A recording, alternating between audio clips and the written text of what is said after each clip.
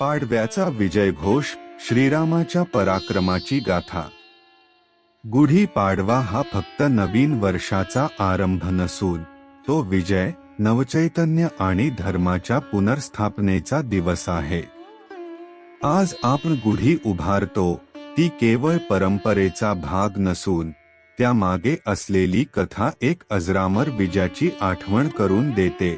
भगवान श्रीरामाने रावणाचा पराभव करून अयोध्येत परतण्याचा सोहळा।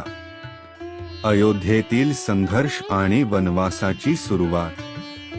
प्राचीन काळी अयोध्या नगरी ही एक आदर्श राज्य होती, जिचे राजे दशरथ धर्मनिष्ठ आणि प्रजाप्रिय होते। त्यांचे 4 पुत्र होते, राम, भरत, लक्ष्मण आणि शत्रुघ्न। राजपुत्रांमध्ये श्रीराम हे सर्वगुण संपन्न, तेजस्वी आणि धर्मपरायण होते। त्यामुळे राजा दशरथांनी त्यांना आपला उत्तराधिकारी घोषित करण्याचा निर्णय घेतला। मात्र याच वेळी कैकेयी महाराणीच्या दासी मंथरेने एक कपटी डाव आखला। तिने कैकेयीला भडकवून दशरथाकडून 2 वर मागण्यास भाग पाडले, भरताला राज्य आणि श्रीरामाला 14 वर्षांचा वनवास। वडिलांच्या वचनास मान देत श्रीरामांनी माता सीता आणि लक्ष्मणासह वनवास पत्करला। वनवासाच्या काळात श्रीरामांनी अनेक राक्षसांचा नाश केला आणि साधू संतांना रक्षण दिले। पण नियतीने अजून मोठा संघर्ष ठेवला होता। एके दिवशी लंकेचा राजा रावण आपल्या बहिणीच्या अपमानाचा सूड घेण्यासाठी कपटाने सीतेचे अपहरण करतो। तो सीतेला बलपूर्वक लंकेत घेऊन जातो आणि अशोकवाटिकेत नजरकैदेत ठेवतो। सीता अत्यंत दुःखी असते, पण तिने रामावर पूर्ण विश्वास ठेवला।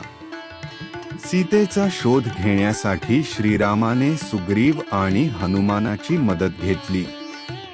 वानरसेनेच्या मदतीने हनुमान लंकेत पोहोचतो।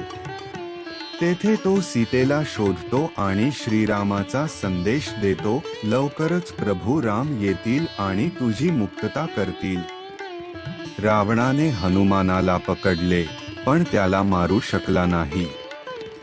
हनुमानाने आपल्या पराक्रमाने लंकेला आग लावली आणि परत येऊन श्रीरामाला सीतेबद्दल सांगितले। श्रीरामाने मोठ्या धैर्याने वानरसेना गोळा केली आणि लंकेकडे प्रस्थान केले। समुद्रावर सेतू बांधून रामसेना लंकेत पोहोचली आणि रावणाच्या विशाल सैन्याशी युद्ध सुरू झाले। रावणाचे बंधू कुंभकर्ण आणि पुत्र मेघनाद यांच्याशी प्रचंड युद्ध झाले। अखेर श्रीराम आणि रावणामध्ये निर्णायक युद्ध घडले। रामाने ब्रह्मास्त्राचा वापर करून रावणाचा वध केला आणि सीतेला मुक्त केले।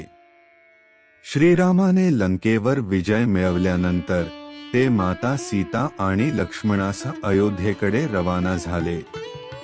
14 वर्षांच्या वनवासानंतर श्रीराम अयोध्येत परतणार ही बातमी संपूर्ण अयोध्येमध्ये जल्लोषाने साजरी करण्यात आली। संपूर्ण नगराने दीपमाळा लावल्या, रस्ते फुलांनी सजवले आणि प्रत्येक घराच्या समोर गुढ्या उभारल्या। गुढी ही विजयाचे प्रतीक मानली जाते, धर्माचा विजय, सत्याचा विजय आणि अधर्माच्या नाशाची निशाणी।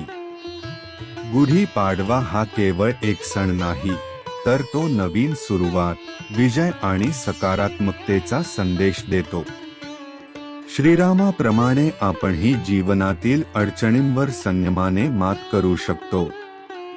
गुढी उभारून आपण या विजयाचा आणि आपल्या परंपरेचा सन्मान करतो। तुम्हाला भक्तिपूर्ण कथा, आध्यात्मिक प्रवचने आणि प्रेरणादायी गोष्टी ऐकायला व पाहायला मिळतील। आपल्या प्रेमासाठी आणि समर्थनासाठी आभारी आहोत। सुपर स्टोरी चॅनलला लाईक, शेअर आणि सबस्क्राईब करायला विसरू नका।